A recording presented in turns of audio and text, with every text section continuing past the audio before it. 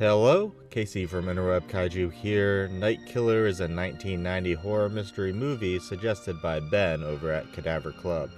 In it, a man wearing a mask and a claw is going around killing and raping women until he gets to Melanie Beck, who escaped from him, but with a case of trauma-induced amnesia.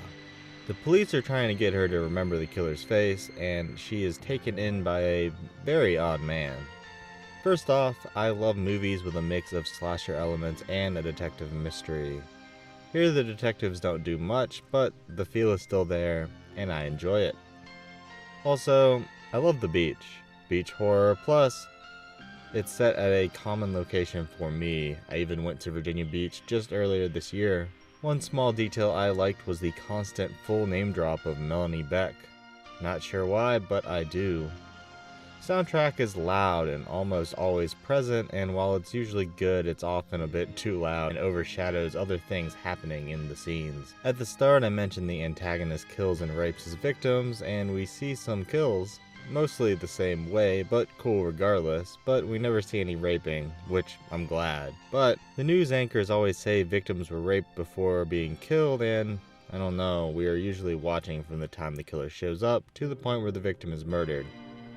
Almost as if the lines were added later to up the pervertedness of it all. I mean, I don't know, I watched this on Tubi. We had a threesome with Tubi. Maybe that version is edited, I don't think so, but apart from the kills, there is some rapey stuff going on, and it goes on long enough to be uncomfortable and not really beneficial to the narrative, hurting it in some cases, but that's specific to a misdirect. The acting isn't the best, especially the small roles, and the chemistry between everyone just isn't there. In one of the first kills, there's an overly long shot of the mask, and look, the mask isn't great, but it's serviceable, just not something we need to see for so long at once.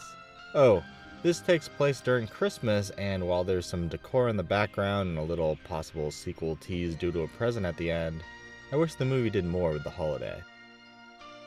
The misdirect is clear, but worse is that it makes supposed heroes seem like a super weird scumbag. So touching scenes later just don't work. Night Killer is fine, not Christmassy enough to put into yearly holiday watches, but not good enough to really recommend to rewatch on its own. A one and done for me, but I'm not upset that I watched it, especially since it took place at Virginia Beach at Christmas. Additionally, not requested by anyone, but I watched the short Treevenge, in which trees come to life and start killing humans, and that was just so good. Not the biggest fan of the cat getting it, but everything else wonderful. I would definitely recommend that. Thanks for watching.